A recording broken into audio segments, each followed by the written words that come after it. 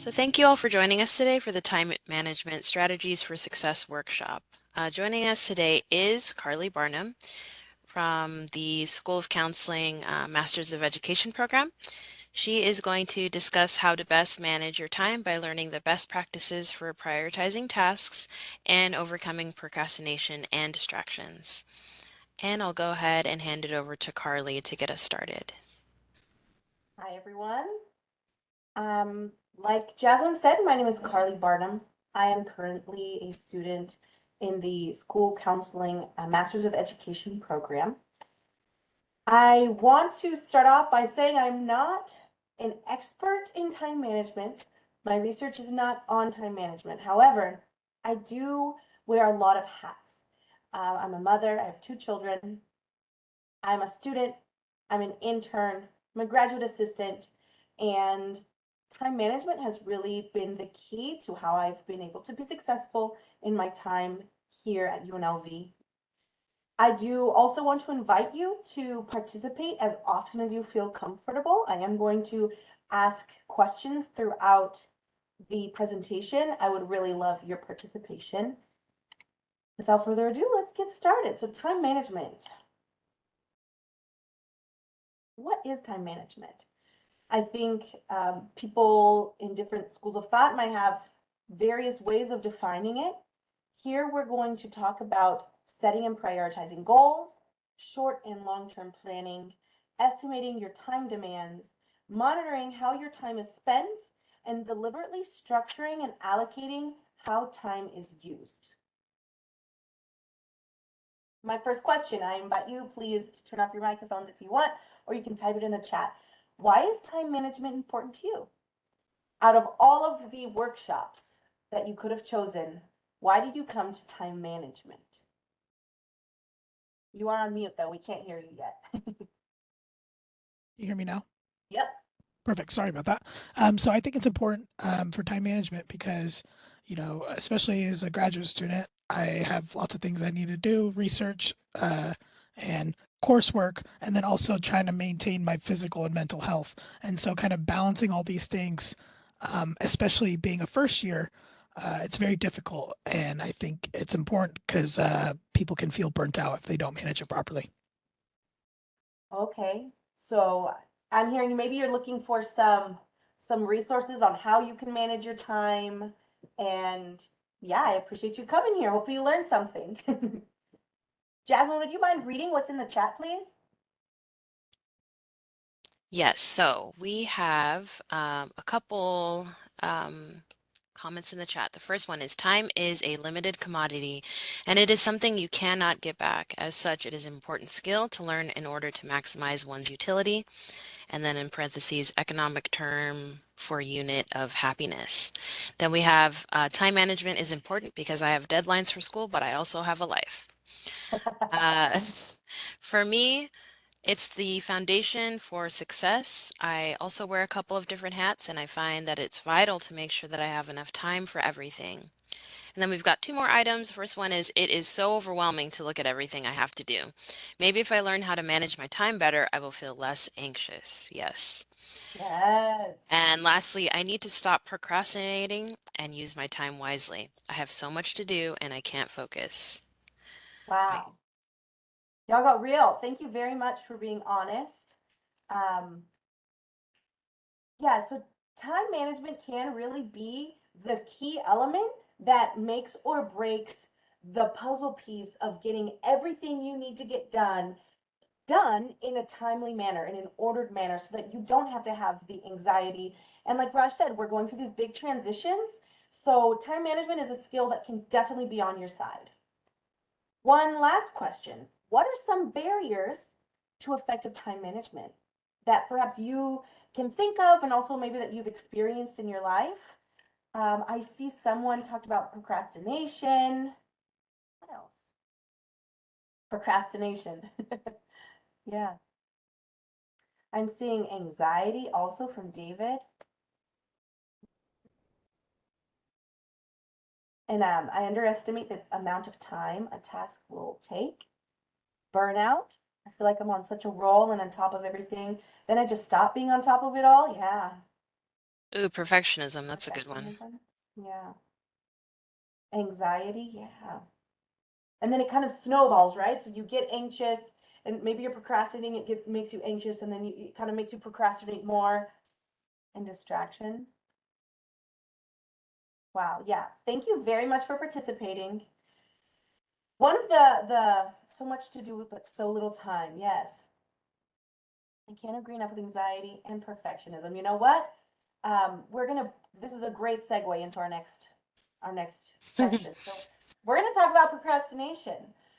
Procrastination. When you think of procrastination, it's very easy to get into a pattern of judgment, thinking, "Oh, you're being lazy," or "I'm being lazy," or "I'm just not doing this well enough." Well, procrastination actually it's most common for clients or people who have evaluation anxiety, or if they're discouraged or depressed or dependent. So we might be um, procrastinating because of our mental health and because of everything we're trying to balance and the anxiety and being a little depressed. It can make procrastination more of, we rely more on procrastination. Another thing is the evaluation anxiety. So if you're worried about how people are seeing you and your work, maybe you have really high standards for yourself, procrastination tends to happen more often. It's also correlated with perfectionism. Who said perfectionism? Yes. Procrastination is correlated with perfectionism. So perhaps it's you're putting it off because you want to do well, and it's just about how do we come back to the time management. How do we come back to being gentle with ourselves, and also finding the intrinsic reasons for doing tasks. So even if it is a task that or a class that you don't necessarily like, or maybe it's a professor you don't really agree with, you're not jiving well. How do we reframe this class or these tasks to find something that we can agree that we're getting out of it? So finding that intrinsic reason. Okay, I really am not into this essay, but it's a great time to practice my APA formatting. For example, um, the YouTube rabbit hole can be distracting if you don't find a way to balance it. Oh yeah, distraction, the perfectionism. So, can anyone else relate with this? Is anyone willing to share their experience with procrastination? And if not, that's okay too. Yeah, please. Yanji, is that how You you say said it your name? perfectly. Yeah, Perfect. I'll share.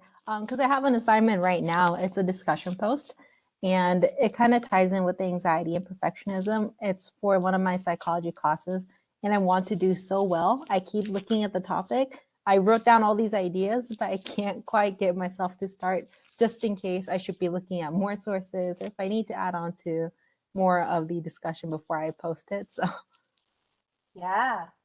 Yeah. So just wanting to do well, and then, perhaps setting such a high bar for yourself that it's hard to even get started.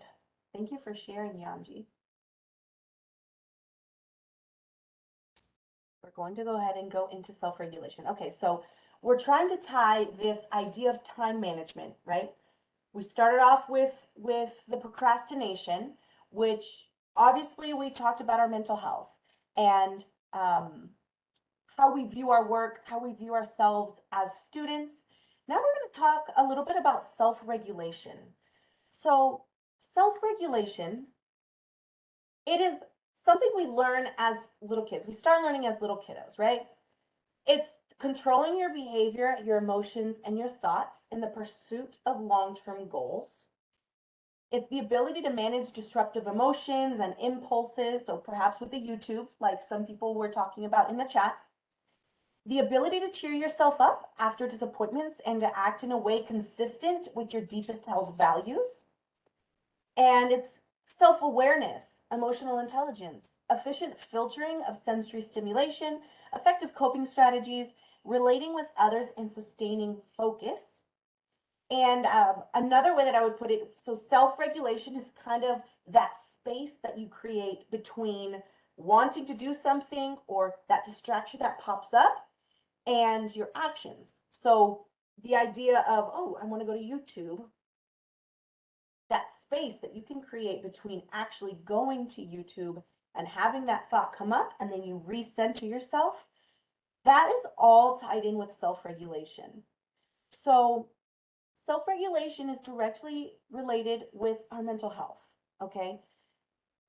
I'm coming back to this idea of self-regulation because there is hope, because we can work on our self-regulation. So we're going to talk about some strategies. So if you think of a strategy that you use for self-regulation, please type it in the chat or take yourself off of mute. I would love to hear it. These are just some ideas that I had. So practice mindfulness and do breathing exercises. Getting enough sleep. Pausing for a moment to notice your reaction and then decide your action. Trying to create that self-awareness. Creating intentional space for things you enjoy. So maybe we can, when we're doing our planning for time management, maybe YouTube, we don't have to completely get rid of YouTube. Maybe we just decide, okay, YouTube is from 6 to 7 p.m. And so at 4:30, when you're trying to do your work and it pops into your mind, you're able to create that space and say, hey, we'll be there at 6 p.m. And taking a break. So recognizing that maybe when you are feeling burnt out, or maybe you do just need to get up, you'll get a glass of water, take a walk around the block, get some movement in. That can all help to kind of calm your brain and actually help you in the end to focus and get more work done. Zen Yu said, self-regulation strategy is that I usually try to schedule a routine with alarms to reminders to have short breaks, then remind myself to get back to studies. I love it. That's a wonderful strategy. So you kind of let yourself know, hey, you need to get up and let's go take a walk. Let's go get some water. Very nice. Does anyone want to add anything? Is there anything that you would like to say about kind of this thread that I'm trying to weave through time management, procrastination, self-regulation? Any reflections? Raj has his hand up. Yeah, please, Maybe. Raj, please. Yeah, so just going off of what Zenyu said, something that I do is I tend to put my phone on do not disturb, uh, Oh, yeah. because I need to do that. So like turning off your notifications on your laptop and phone would really help, I think, for me. Yeah, very nice. Um, and getting enough sleep and taking care of physical health first, exercising, eating on time. And like we said, I know it's easy to list all of these different strategies out. So what I would say is be very easy, gentle on yourself, okay? Maybe pick one or two that you're trying to incorporate. Something that's very achievable. So we're doing SMART goals, right? Something specific, measurable, achievable, relevant, and that has a time limit. So let's implement some SMART goals with a really easy time management strategy that will help with our self-regulation. Maybe it's just setting one alarm.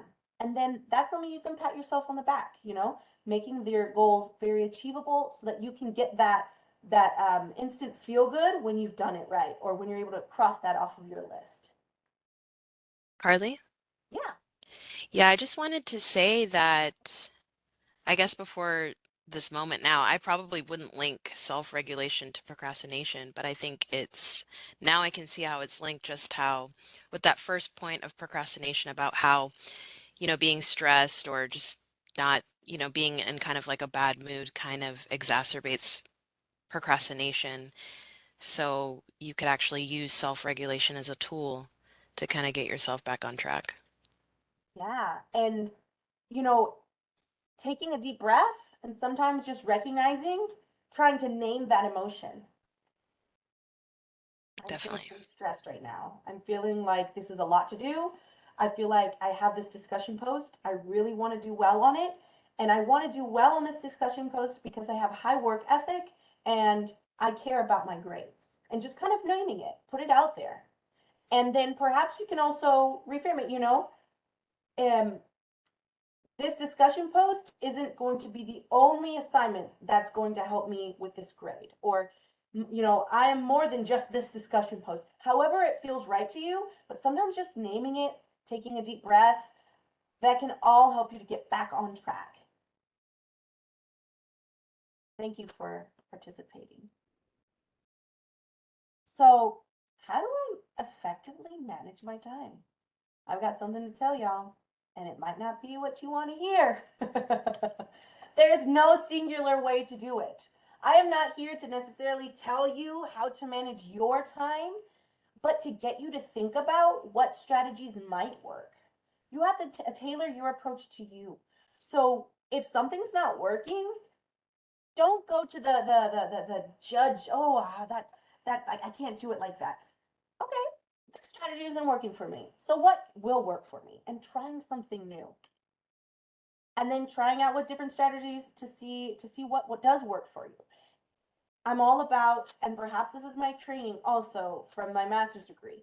Let's build upon the strengths. Okay, so perhaps meditation was just not for me. I really need movement.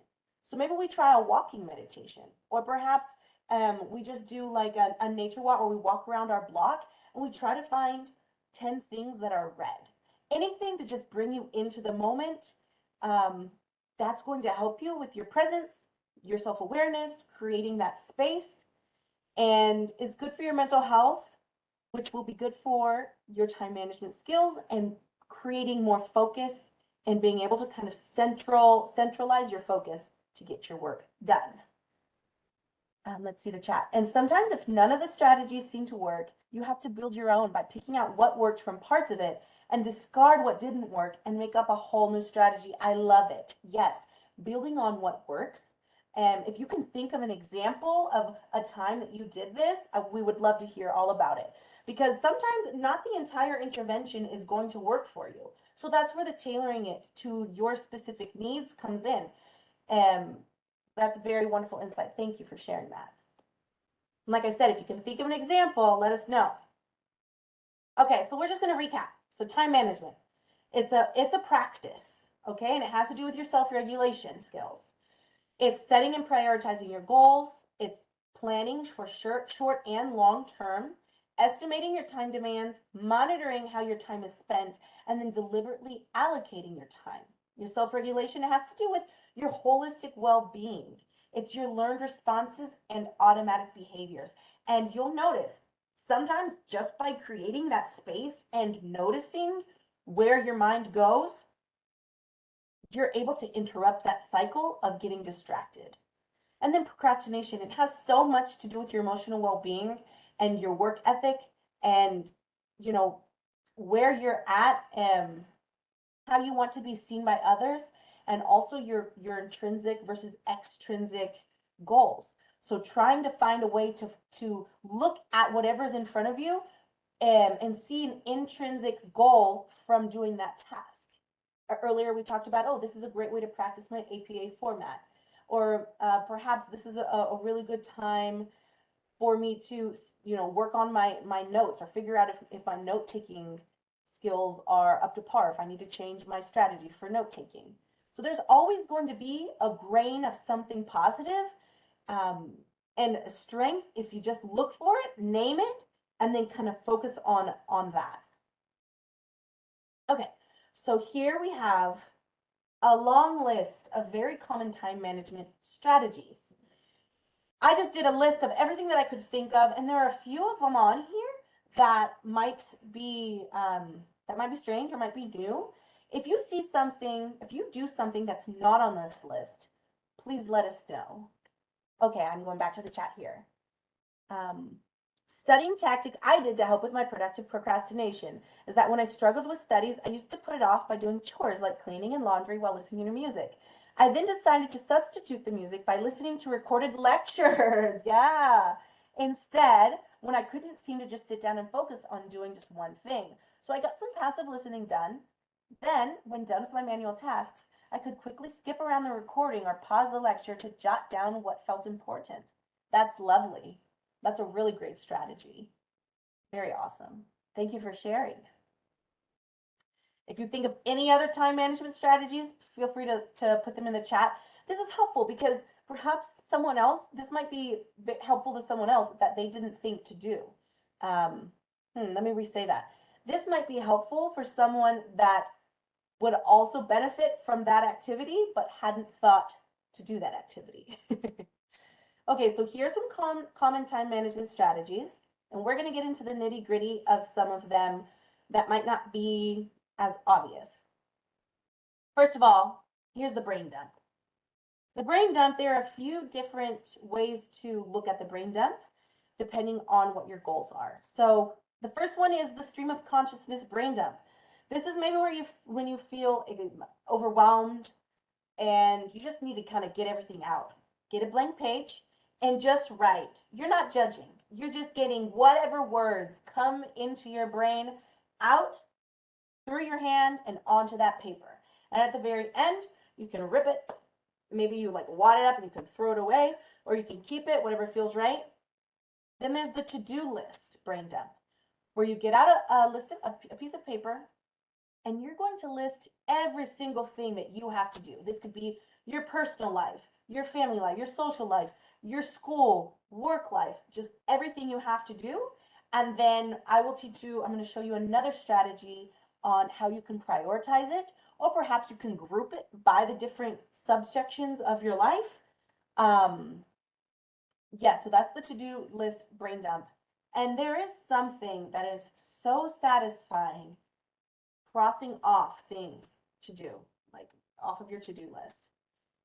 Then there's the gratitude brain dump. This is going to feed a little bit more into the mental health aspect that we were talking about earlier. And the gratitude brain dump is where you get a piece of paper and you can either do, I'm going to do this for 2 minutes, or I'm going to fill this entire paper up. Write everything that you feel grateful for. Now, the key for gratefulness or gratitude practice is that you are as specific as possible. So it's not, I feel grateful for my son. No. I feel grateful for this morning when I woke up looking at my son's face. That's something I feel very grateful for. And it's a specific moment, and it actually helps your brain like turn on all of the positivity, and it can get you out of some negative slumps. Then there's the anxiety brain dump. Anxiety brain dump. So write down every single thing that is giving you anxiety. This has an extra step though. Go and look at your list and put an X or cross off every item that you cannot control. You might be surprised at how many things are stressing you out and giving you anxiety that you have absolutely no control over. And then perhaps you're able to focus on, okay, well, these are the things that I can control. And then coming back to the breath. The priority matrix. So we've made our to-do list, right? You can set up a piece of paper with this priority matrix on it and write all of your to-do list items in a quadrant. Is it important and urgent, or is it important and not urgent? So this is important because it's the main part of my grade, but it's not urgent because it's not due until the end of the semester. You understand? This isn't super important because it's my hobby. I would really love to do it, but it's not, like very important to get done right now, and it's not urgent, or it is urgent.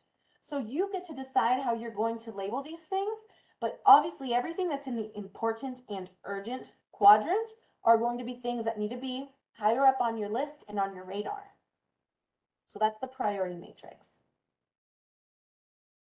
Bullet journals. I put this in here because I think they are so beautiful. I have met a number of people who keep bullet journals, and I think it's a wonderful way to bring, a creative, healing, art meditation into like a very practical, I need to understand when everything's due. Note there are varying levels of involvement in creating this layout. So you get to pick the layout, how it's pertinent to your life and important to your life. And look to the bottom left. That's very easy. A ruler and a pen, and also the same with the top right. Very easy. And then you get to kind of doodle and fill it in with what you've got going on that week. Very beautiful. Maybe one day I will keep a bullet journal. Right now, mine is just my journal, my agenda just looks like a bunch of lists in different colors. Okay. This slide isn't as pretty as the last one, But this is where I'm going to explain to you really how I've been able to keep everything straight in my life and get everything done on time, even early. So, first, what I do at the very beginning of the semester, I print out my syllabi. Okay? I put in my class and work schedule into an agenda. And that you can even color code it. So maybe your class and work schedule are in black ink. Okay? Then you're going to look through each syllabus and pick out what are the assignments, the major assignments, and you're going to put those into the due dates into your agenda. So this is due on April 5th. Write that in that it's due on April 5th. Now here's a sub-step. I think about how long I think it will take me to do that major assignment. So it's a 10-page paper. It has to have at least 10 references. I'm going to say it will take me a week to find the articles and maybe another week to read them. So that's at 2 weeks. Another week for my rough draft. One more week to revise, and then I'll give myself just one more week just in case. So what I do is I put the due date, so it's April 5th, and I know I have to count back 5 weeks. And at 5 weeks in my agenda, what I will do is put start this assignment, start the assignment. And it's on my to-do list. And even if starting the assignment is just getting it open, getting my cover page done, and putting the abstract title on that page and the reference title on the reference page and saving it how I need to save it. Okay, well, I started it, so I can cross that off, but now it's on my radar, and I'll keep writing it into my to-do list and slowly start to work on it rather than leaving it to the last 2 weeks. And now I have to cram all of these articles in and this big assignment, and it's not going to be the highest quality. So the idea is like doing it slowly, bit by bit, without stress. And then when you write it into your agenda as a to-do list on your like a to-do list item, it just gets it on your radar way earlier and has helped me immensely.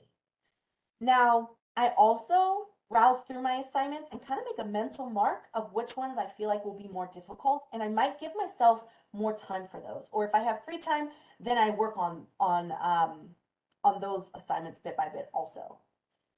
Write in all of your readings that you have to do. And if you want to get real with it, you've got a lot going on, you can request your syllabus early from your professor. I don't know if you knew this. Once you figure out who's teaching your class, go ahead, email them. They can send you the syllabus once they have it finalized, or at least a tentative reading schedule, and start reading before the class even starts. That way, anything that comes up, maybe you have a family friend that comes in to town, or you need to go out to dinner, or it's your birthday, you have that padding already built in because you read ahead. And then put important reminders in your phone calendar. For all of your assignments, put reminders and use your technology. Something you always have with you is your phone. Use it to your advantage. The Pomodoro technique, this is something I don't personally do, but I have had people in the past tell me that it's great. And in the last time I did this workshop, someone also said they really enjoyed doing this. So it's for people who have a hard time focusing for long periods of time, but have a lot to get done. You get everything in front of you that you need to perform a task, and you set an alarm for 25 minutes. You focus for those 25 minutes as much as you can, get everything that you can get done in 25 minutes. When your alarm goes off, you stop right where you're at. Set another alarm for 10 minutes. You can go walk around, go on YouTube, call a friend, and once that alarm goes off, you come back and reset your 25-minute alarm and repeat it. You can tell yourself, okay, we're going to do this 3 times. You know that you got 45 solid minutes, or no, 50, I'm so sorry, 45 minutes. You got a solid chunk of time done, but because you broke it up, you were able to focus more. And find a mantra to get you on task. Please, I want to hear your mantras. Type them in the chat, or you can unmute yourself. What is a mantra that you use to get you on task or just in life? What's a mantra? And I'm also going to return. While you're thinking of your mantras, That's a great strategy for big essays. What I typically like to do is give outlines, then work gradually filling in those outlines. Oh, very nice. Yes. Very nice. So you can see what still needs to be done, and perhaps you can even order the paragraphs, how you need to order them. That's wonderful. All is well. Thank you, Raj. I just added this one today that you can do hard things. They're saying that at my internship. I also really like excellence does not require perfection. Getting this done now will feel great later. Yes. So just pick something that resonates with you and come back to that mantra whenever you need it. A really simple, let's go. Yeah. So finding those words that resonate with you, that are going to maybe change your mindset or remind you of what you're doing this all for. Because graduate school is a huge sacrifice. And why are you doing it? Try to find a mantra that's going to remind you of the why. The sooner we get it started, the sooner it gets done, the sooner we can have some fun. Nice, it even rhymes. Okay, and then now we're going to discuss the time draining activities. We mentioned some, and I'm not saying, oh, time draining, they're not necessarily bad, but perhaps it's just keeping you from your long-term goal or from prioritizing the task at hand. What is the purpose of this activity? What purpose is it serving right now? Is it keeping me from doing this essay that I know I have to get done? Or is it fulfilling some sort of a need? And that might even help you get a little bit of self-awareness into what's going on. Like, are you feeling despondent and cut off because you're freaked out about how much work you have to get done, and just trying to name those emotions? Is this activity helping me achieve my goals? Simone, so sorry, one second. That's my baby. Is this activity helping me feel rejuvenated, motivated, energized, rested? So is it helping me in some way? Can this activity wait for later? And is this activity an act of self-care? So maybe the YouTube really is serving a need, and maybe it is an act of self-care in that moment. You define that for yourself, and if you have to rearrange your timetable for that, okay, but make it a conscious choice, something that you are intentionally doing and not just mindlessly getting lost in. And that can be the difference between being able to cut it off at that 30 minutes. And then focus on managing your attention, not your schedule. This is a big one. So if you already have your to-do list, you have your schedule worked out. So really try to bring the focus to your attention to the task at hand. You create your schedule for the week and don't worry about it too much again, unless of course you have to edit or add something else in, but you did that work already. Don't stress too much about when things are due, because if you are keeping to your time, to your to-do list, you'll get it done, and just focus on the task at hand. Know your peak times and make time work for you. Are you a morning person? Are you better at midnight after your third cup of coffee? I don't know. Only you will know this. When is your peak time? Try to have everything ready, set out, so that you know at 9 a.m. your body kicks into gear. You have your coffee there, you've got your water, and you have your homework set out at 8:45, so that when 9 o'clock hits, you're ready to hit the ground running. And I liked this, eat the frog. Eat the frog? What's that about? Eat the frog means look at your to-do list. What's the scariest, biggest assignment that just makes you think, oh my gosh, I do not want to do that? What is the assignment that you're most inclined to push off? Eating the frog means doing that one first. Start there. Also heard as bite the bullet, yes, instead of eat the frog, yes. So doing the worst or the most difficult or the part of your to-do list that you feel most inclined to ignore, do that first. And then smooth sailing from there. These last three, I don't personally use. They were suggested to me from different students that do use them and find them very helpful. It's monday.com, asana.com, and trello.com. They're all time management strategy websites and applications for those of us that are more technologically inclined. And in the chat, that's an awesome strategy. Normally, the scariest thing is what makes me procrastinate the most. Exactly. I get so anxious about the big thing that I can't bring myself to do the other things. Yes. And you know what's funny? Most of the time, when you just sit down and do that thing that has been on your list for 3 weeks, you realize, wow, that only took me 20 minutes. So, making an intentional decision, I'm going to do the hardest part first, then just smooth sailing. So these are my final questions for you. Reflection, any other reflection or ideas that you had, please share. I'm wondering, what will you do this week to enhance your overall well-being and balance? What time management strategies work for you? And what will you take away from this workshop? Or you can respond to your own prompt. Self-regulate. So maybe coming back to those calming breaths, Jasmine. Yeah, very nice. The biggest takeaway for me is recognizing when I am being hard on myself and judging as opposed to understanding the why behind the actions. Yes. Yes. And remember, just naming it, wow, I'm feeling very angry at myself for not starting this before. Name it. Create some space, and that's going to make all the difference. And Marlena's going to try the Pomodoro technique. When I'm procrastinating, instead of saying I'm being lazy, it is truly from a place of anxiety. Yes, and being gentle with yourself.